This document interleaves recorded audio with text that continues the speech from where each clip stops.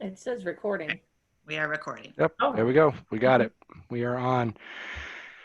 Okay, start of episode 2 of PodBN COVID edition. Today I've got some guests here from the McLean County Museum of History to talk about how they've been impacted and also what they've been seeing in the community.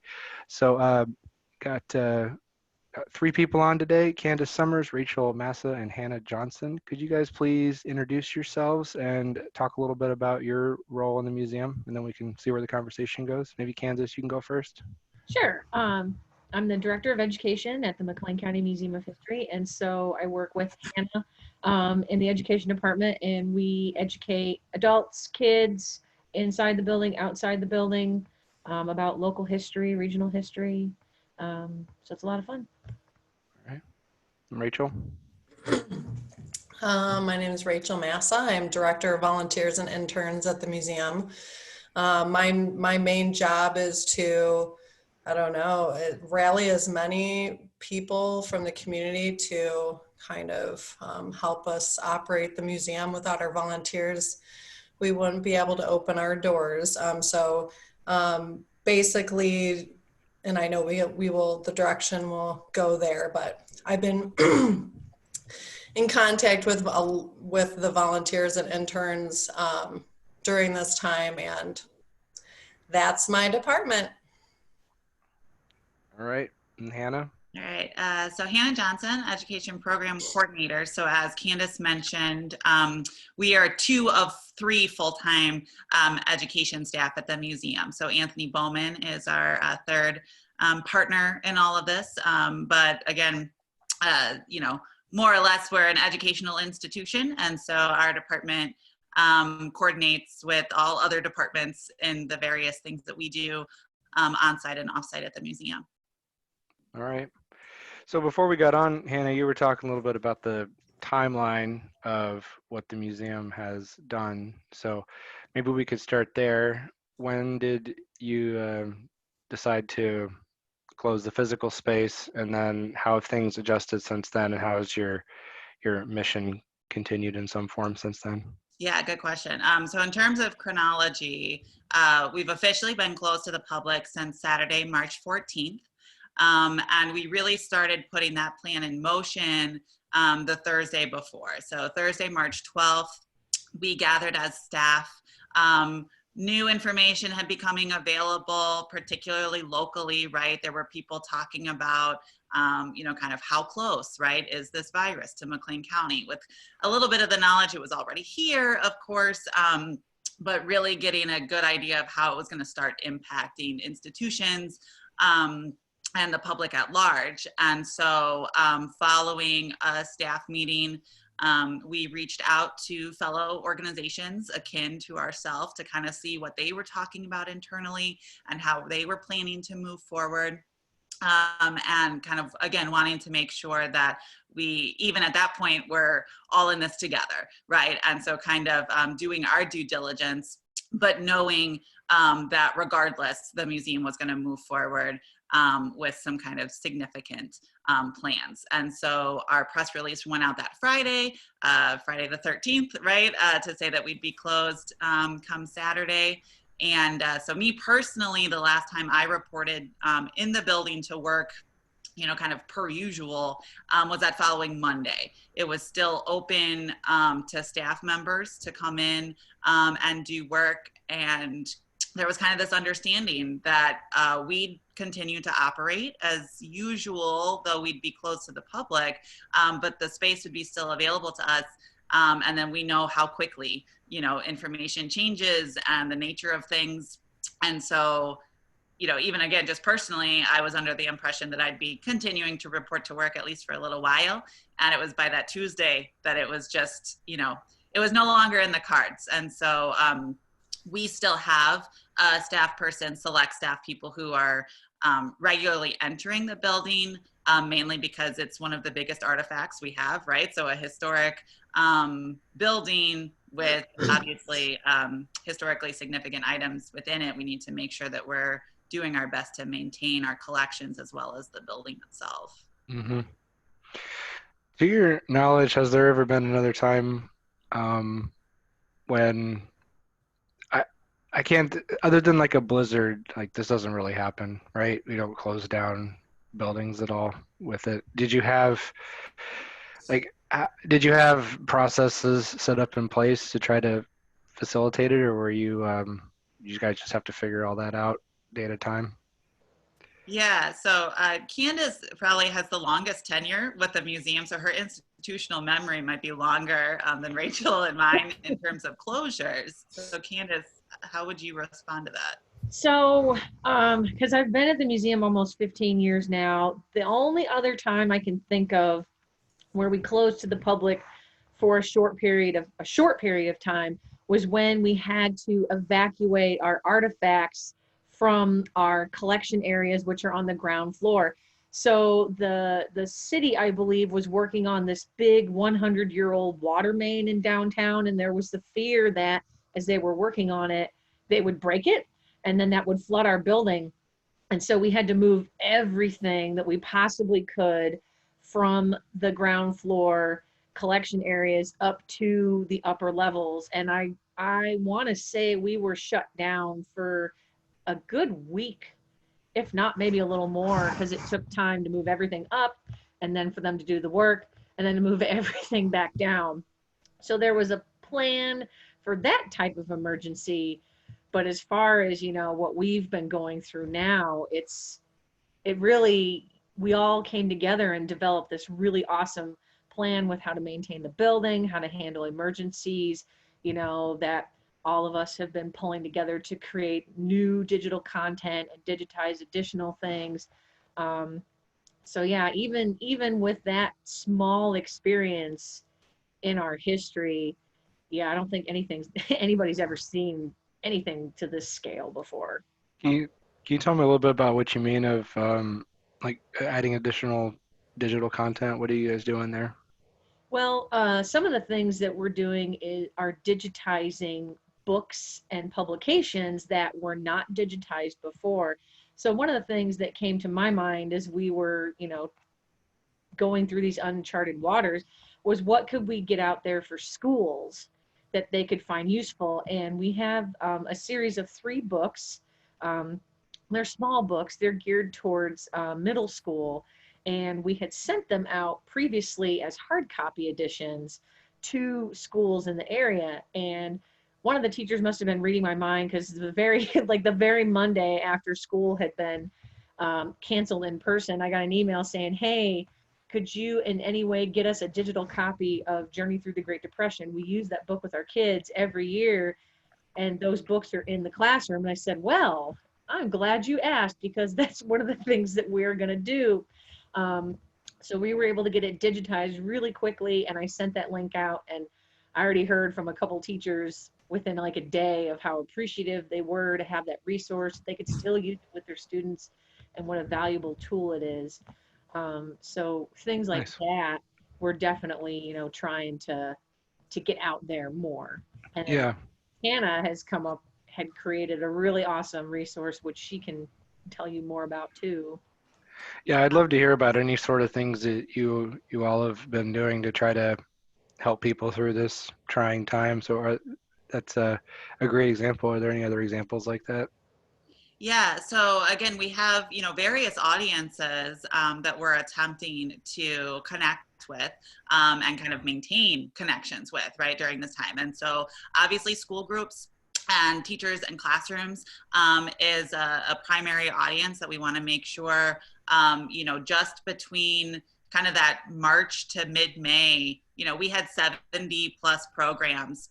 Now, not all school groups, but some sort of public program or event that we had to cancel. And so these are the various audiences that we have in mind. And so again, social media, right, is this really useful tool at this moment. And it's one of those things where people describe the situation as unprecedented. Well, there's been pandemics before, but it's this unique nature of, the kind of this digital connectivity, that makes this really, uncharted territory. And so, or an unprecedented experience. And so through social media, we started our Muse to You series, which is an opportunity for us as the education department and the museum as a whole to share out activities that we might do on-site or off-site with school-age kids and students, but also just kind of family friendly in general.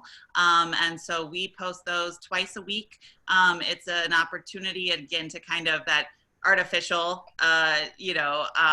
human interaction, right? So we've got videos going so we can show off our familiar faces with maybe some of those families and school groups that weren't able to attend, but also just put out activities that can either align with e-learning goals, or again, just be kind of an opportunity to work together on an activity.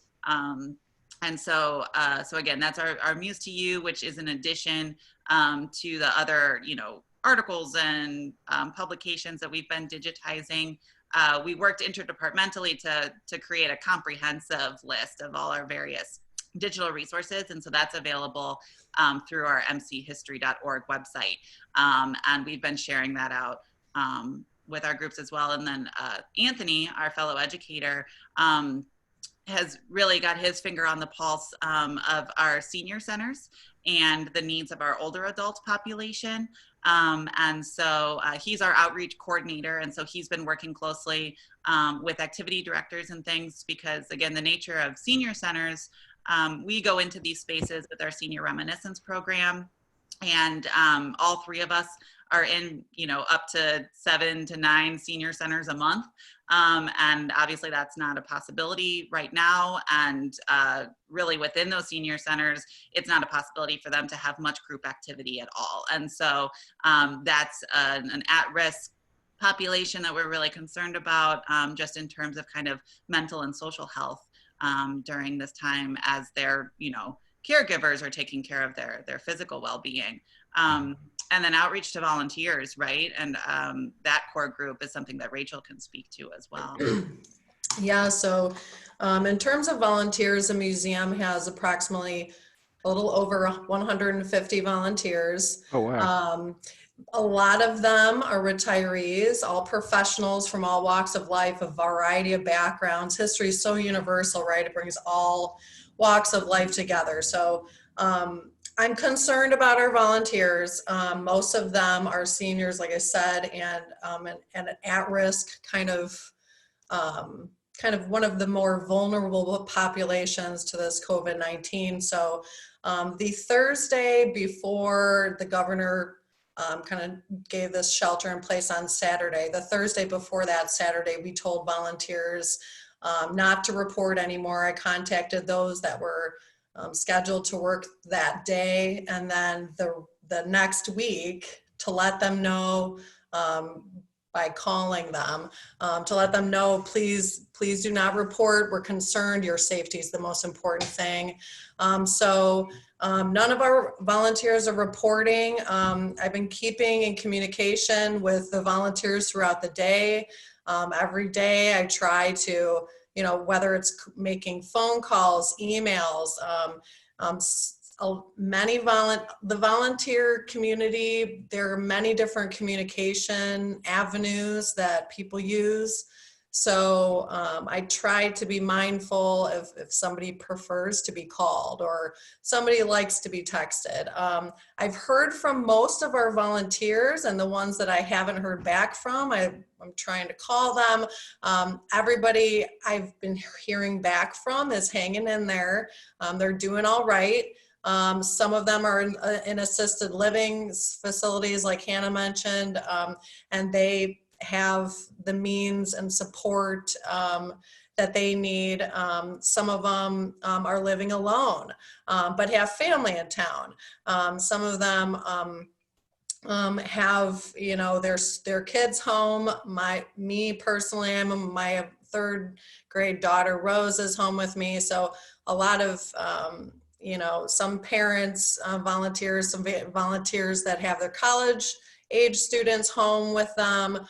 It's a variety of circumstances. One volunteer really wants to start a kind of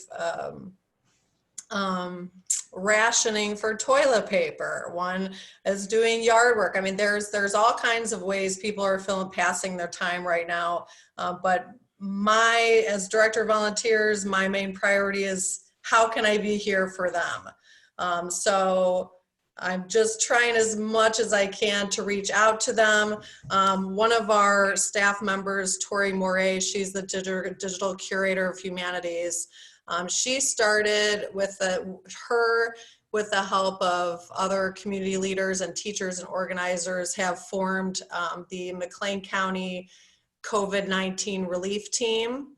And for all the viewers out there, if you would like someone to run an errand for you, somebody who is healthy, somebody who has the means and the resources to do so, I have the number right here. If anybody is listening, wants to write it down. People are calling a lot, and people are utilizing the service. So please do. What is that number? That number is area code 309-839-9496. And again, that's the McLean County COVID-19 relief team. I also have been really trying to get people to call my cell phone, email me, text me. I just want to know how everybody's doing. So I'm a little overwhelmed. I'm a little concerned. I'm a little stressed for everybody, but the stories and feedback that I've been getting from most people have been that they're hanging in there and they're using this time safely and wisely. Yeah, I'm really glad you mentioned that COVID-19 relief group. I volunteer for that. Actually, I delivered some groceries last week. Thank you. Apparently there've been an outpouring of volunteers come where a different person can do it every day in a 2-week rotation now, which is kind of nice.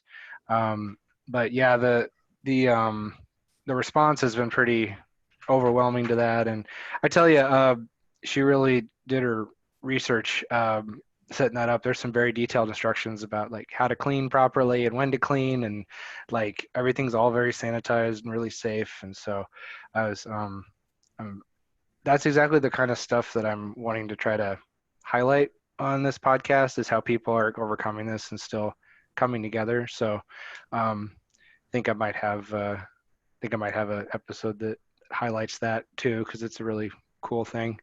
There's a temptation to just kind of sit and wait for the powers that be to help you, right? Whether that's federal or national, state or whatever city, but people can take that into their own hands. So very cool. So I'm curious, Rachael, as you're talking to people, without betraying any confidences, do any stories stand out to you in particular that you've heard, either positive or negative, from people? It's interesting. One person had their oven and stove break. And she says she's had it for 20 years or so and it broke. And then another volunteer said that her microwave broke and she's had it for a long time. So I guess those were similar stories. So that's why those. A couple people have just gotten into town from, snowbirding in Florida or California.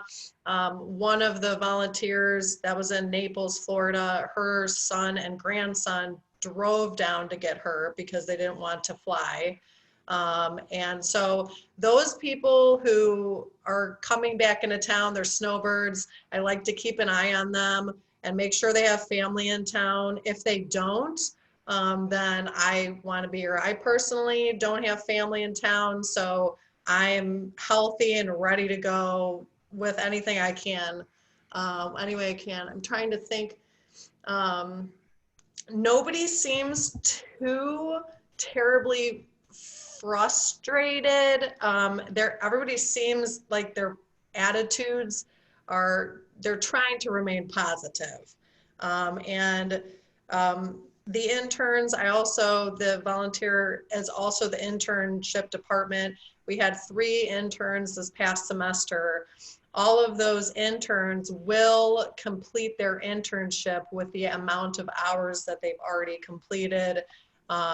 We've talked to advisors from Illinois State University and they are just happy that the student has got a quality, strong experience. So those students are mostly at home with family, and those 3 students are not on campus. Yeah, everybody, it seems like the general kind of feeling I'm getting are most people are trying to hang in there, and they tell me they'll reach out to me.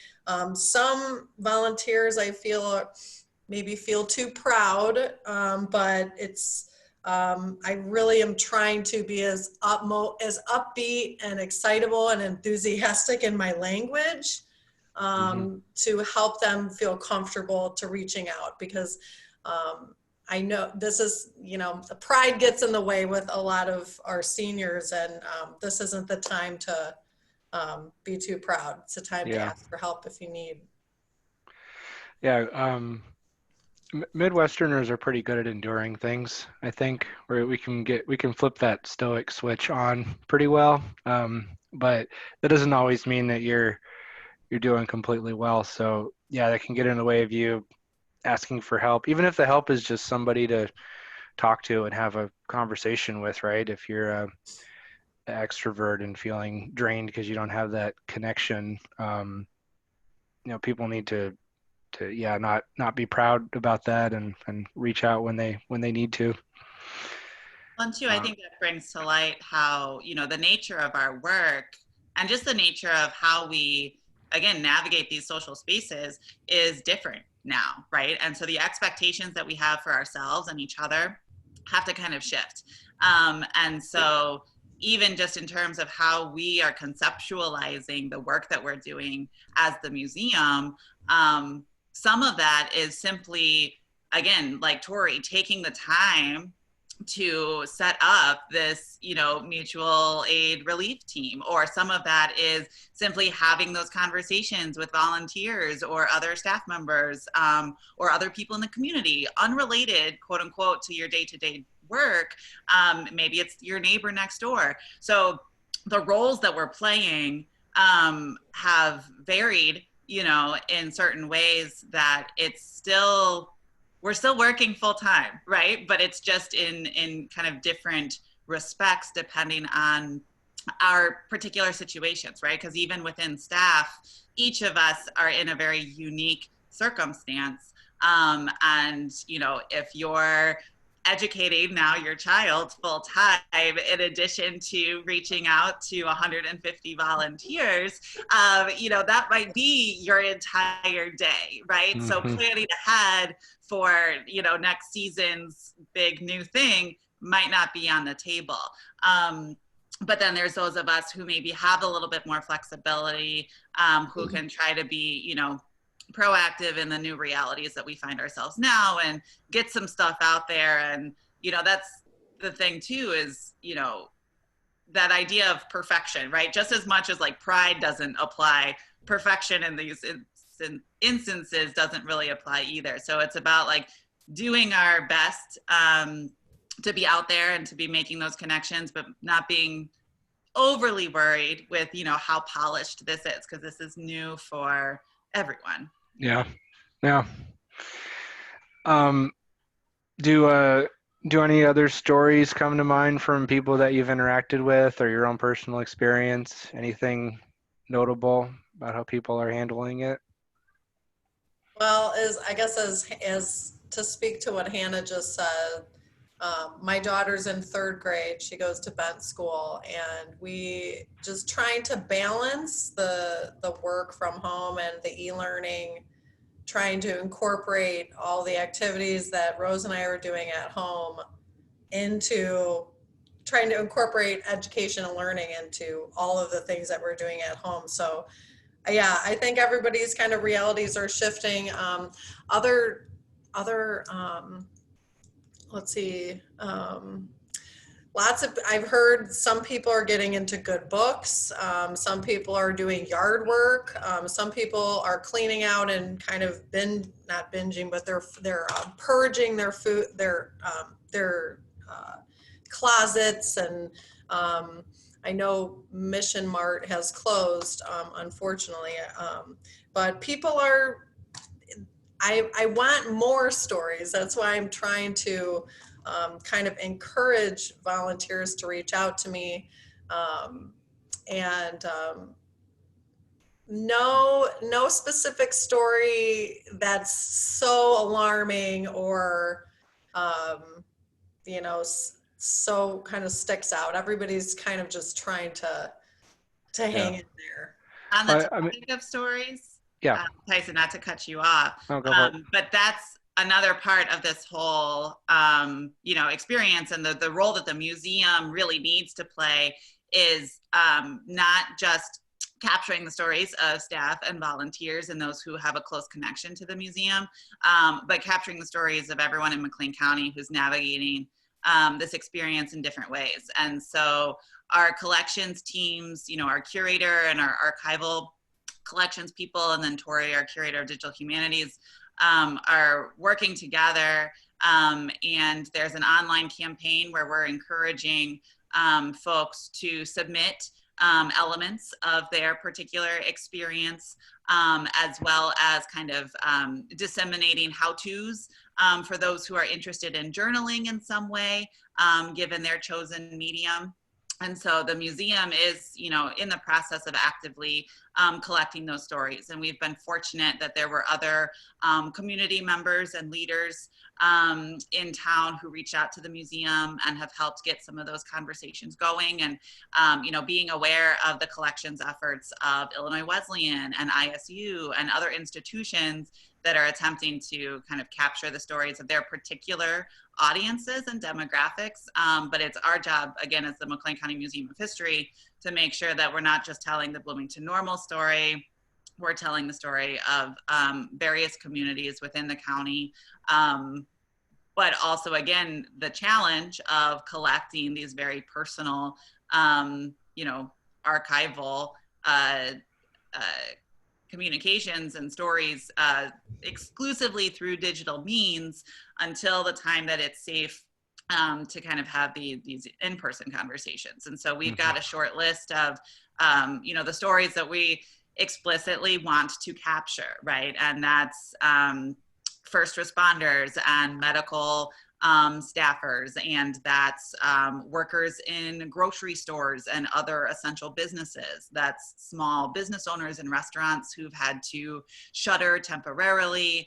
That's people in the nonprofit sector who are, working with their communities in various ways. And that's just, everyday people who are, again, maybe now full-time teachers for their kids, or again, teachers who are now having to communicate with their students digitally. So, we want each and everybody's story. We're not discriminating in that way, but there are obviously certain key audiences or demographics that we really want to make sure that we capture. So, in 50 years, if someone wants to know the story of COVID-19 in McLean County, we're able to tell that story from various perspectives. Yeah, well, that's kind of where I was going. You anticipated what I was thinking, as I was wondering how you guys were doing that. And I assume it's something that you're doing all the time, right? You're always collecting bits of the history that are going on as things develop, but this presents additional challenges given that it has to all be digital. Right. Yeah. And so we've, more or less put on hold any object donations, right? That'll just have to come when it comes. But it's also something that we want people to be thinking about in this time. And since we don't know, the duration of the situation we find ourselves, it's really important to capture those elements and those stories as they come and as they evolve. And, even, again, keeping track of some of those major dates and those declarations and, those various milestones that have helped inform and shape that kind of larger narrative. But as you mentioned, this is the means by which we are doing it, and kind of that rapid response collecting is something that we haven't necessarily done super recently, but we are constantly striving to collect contemporary history, right? Every day we're making history. So whether that's protests and marches, or whether that's a pandemic, or whether that's, the most recent local business to close down or to open, right? Like trying to capture those pieces. But I think situations like this kind of bring it into perspective, how imperative those constant collection efforts are, because you never quite know when the rules might change, and these are definitely new rules that we're having to abide by that we haven't had before. Yeah. Do you guys know if anyone has reached out to the museum for any historical context, like Spanish flu or Great Depression or other things? Have there been requests for information of that type? Well, Pantograph actually, what was it? I think like a week, maybe the week that we did the shelter in place, wanted to reprint our librarian, Bill Kemp, one of his Sunday column page from our past articles that he had written about the Spanish flu pandemic in 1918. So he actually took it a little step further and kind of updated it with some new information and kind of drew some parallels to what was going on, in the community at that time. And I know that I think we've shared some photos via Facebook and things like that showcase that kind of early history too. There was another article they reprinted about when the polio was really widespread in the area, and there was a shortage of iron lungs, which are needed to keep people who had paralysis able to breathe, and they made wooden iron lungs. I think it was St. Joe's Hospital and a local business, the name escapes me right now, but they teamed up to develop this wooden iron lung to answer that need. So kind of that ingenuity that people are doing now with making masks at home, trying to come up with new ways to get, respirators and things like that. Was there anything else that I usually do catch Bill's articles in the Pantograph, but I missed that one about the Spanish flu? What was were there any overall points or summary that you could share on that one? Or maybe you didn't read it that closely, but it talked about, because he printed it a number of years ago, and so they wanted to rerun it, and it talked about how locally responded to when people started getting sick here. So they turned the Bloomington Country Club, into a temporary hospital. Vrooman Mansion, Carl and Julia Vrooman had temporary hospital quarters in their own area as well. How there, were advertisements telling people to stay home, don't go to movies, don't congregate in groups.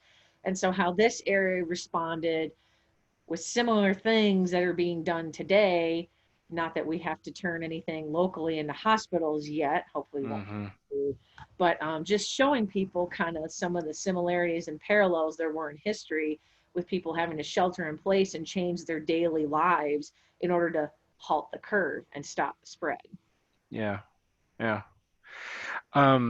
I've done a bit of research on the Spanish flu prior to this. I'm a life actuary, so we deal with mortality, and part of my job one time was doing catastrophic mortality event modeling. So I spent some time looking at that previously, and what I've been very thankful for in this is that what I understand, one of the big problems with the Spanish flu is that there was a high mortality rate for people that are in their 30s and 40s, and that doesn't seem to be the case with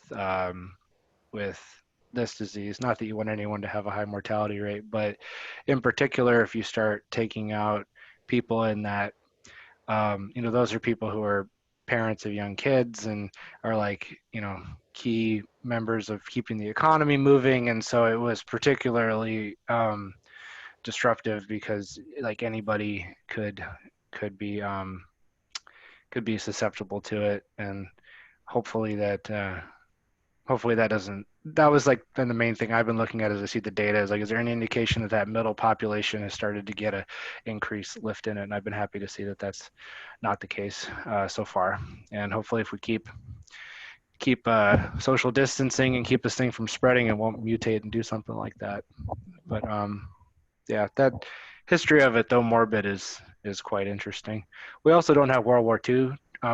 We also don't have World War I trenches that a lot of us are hanging out in anymore. So that's also good for It helps men. flatten the curve that way. Yeah, yeah, men in their 30s. Although maybe they could be in their trenches like six feet apart from each other and be okay. But yeah, let's see. So you mentioned people are still coming into the building to maintain the displays. Could someone talk a little bit about what precautions they're taking and what they're doing in the building while they're there?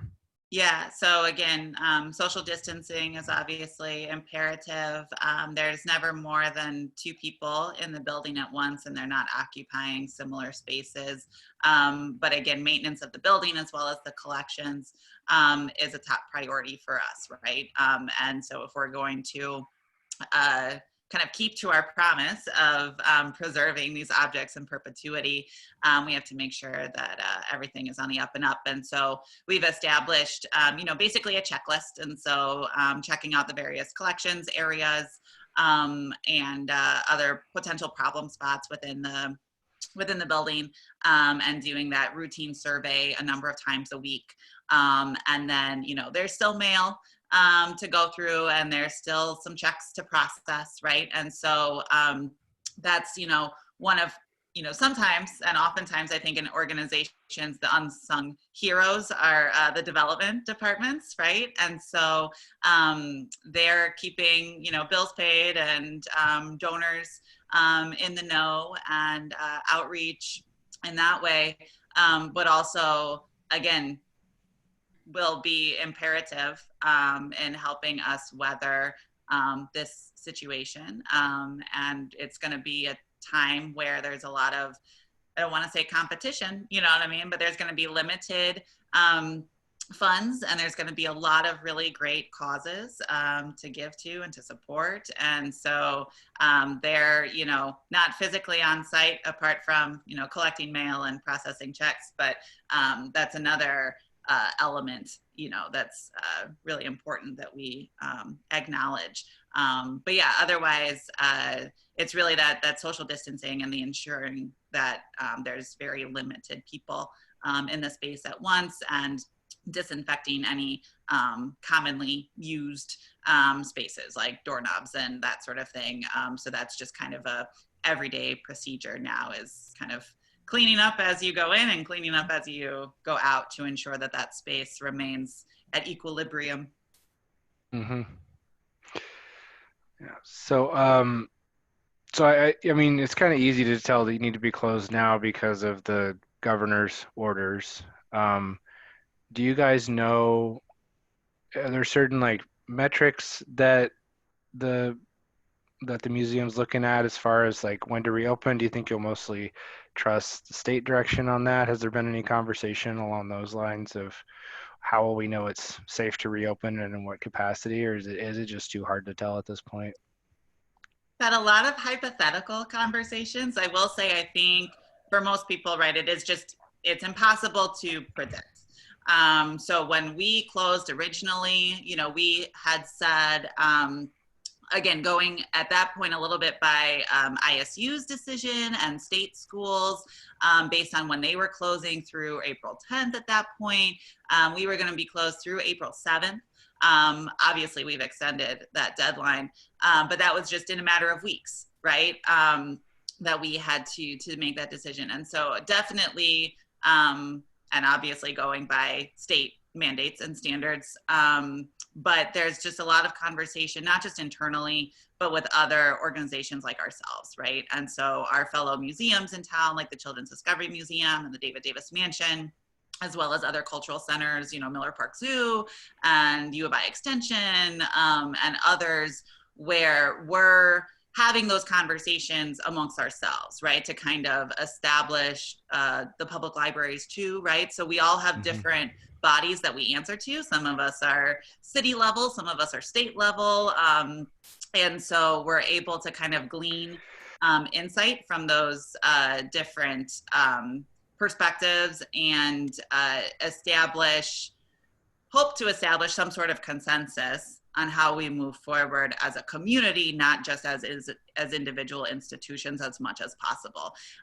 So, summer programming is probably the biggest conversation happening right now, because we've pretty much written off spring. We realize that we're getting through the school year, but we're facing a summer that has just as many unknowns. We're becoming more and more educated every day, I think, in how to adapt.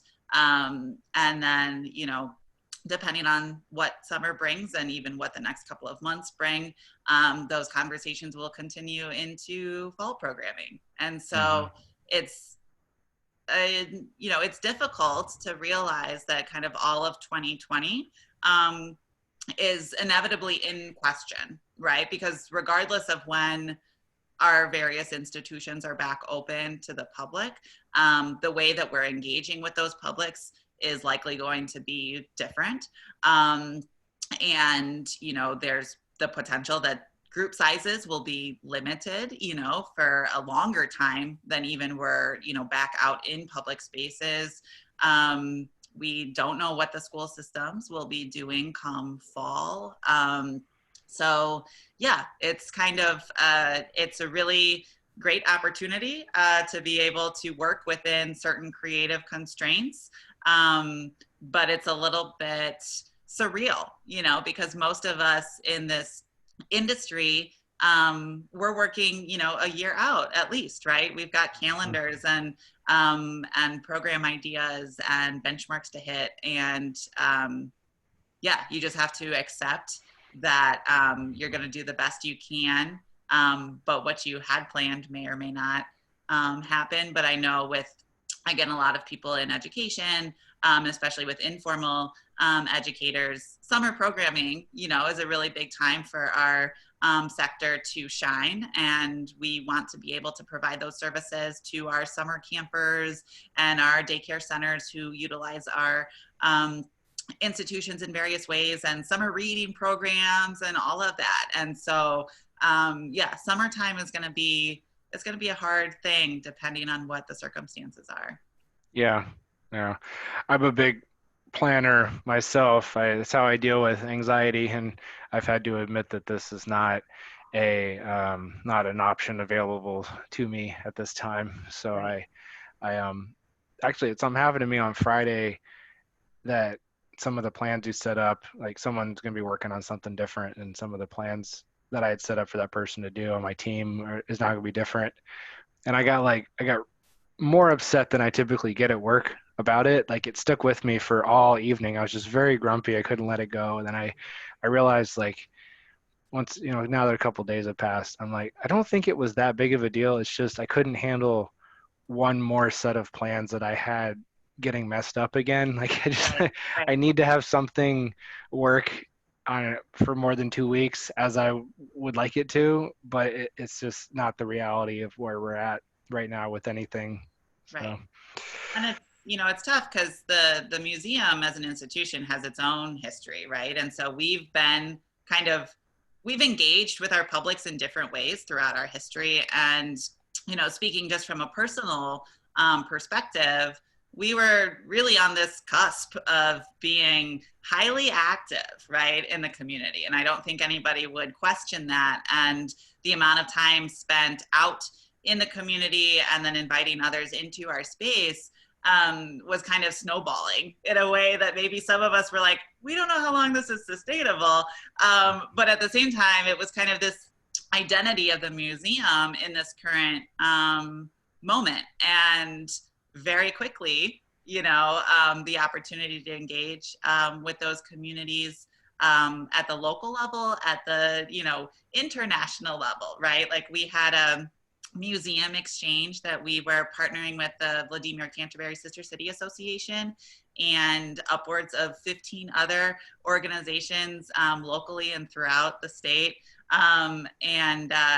That's not happening, right? Because international travel, domestic travel is no longer part of the equation. And so, yeah, it just really forces you to kind of reflect and reprioritize. But it can be a little frustrating, and that Mhm. new pace and that new, those new expectations can take a little time to acclimate to, right? Because the community is still a priority. And so if we can't be in it and amongst it, how do we maintain that momentum that we're really working hard towards achieving at a time where, those personal connections are a little bit harder to maintain? Well, I love how you put it that you got to see it as a constraint that results in creativity, like almost like poetry, right? Like poetry is defined by its constraints, and so you you you can see these as being roadblocks that are interfering with your ability to do things, or you can see them as an opportunity to approach something in a new way. And then whenever things do get back to how they were, you're going to have more of these creative options available to you, right? You'll be Right. stronger for having found ways to push through these types of things. And um, you'll probably know who your most dedicated volunteers are. You'll probably have um, better alternative backup planning if something doesn't work as you'd want it to. I'm just thinking next winter, if we have to close for a snow day, like how easy that will seem to us now. Like, oh, Right, exactly right. it's gonna Yeah, snow and then it's gonna definitely. melt, then we're gonna go back. Like, it's gonna be nice. Totally prepared. Mhm. Yeah, whereas before that would have been a huge disruption to us, right? So, Right. um, so yeah, I'm what I'm taking away from all this, not having known much about how the museum works, but after talking to you guys, it seems like it's a resilient organization that will, this like exercising a muscle, this strength will increase through being strained in this way. So Definitely. I'm really happy that you're coordinating with the other facilities in town too, because pooling that knowledge and having a combined approach sounds really good. Well, I told you guys an hour would go fast. We're creeping up on an hour here, so I don't want to keep you too long on a Sunday afternoon. Um, I guess I'll just give you all a chance for any kind of closing thought, like a message that you want to share with other people, either from the perspective of the museum or your own personal perspective, or just anything you'd like to say to folks while you've got this opportunity here. So, Candace, do you want to start? Yeah, so for me, it's been really weird not being at the museum every day because, I go in every day, sometimes 6, 7 days a week, to come up with programs or plan for events. And so I set foot in the museum for the first time in like 2 weeks last Thursday to make a marathon of copies to get ready for hopefully our cemetery walk this fall. And it was like kind of nerve wracking and weird at the same time, but then empty because I'm used to people being there. And so I really look forward to the time that our museum is able to reopen and that we can welcome the public back in so they can explore the building and explore the exhibits.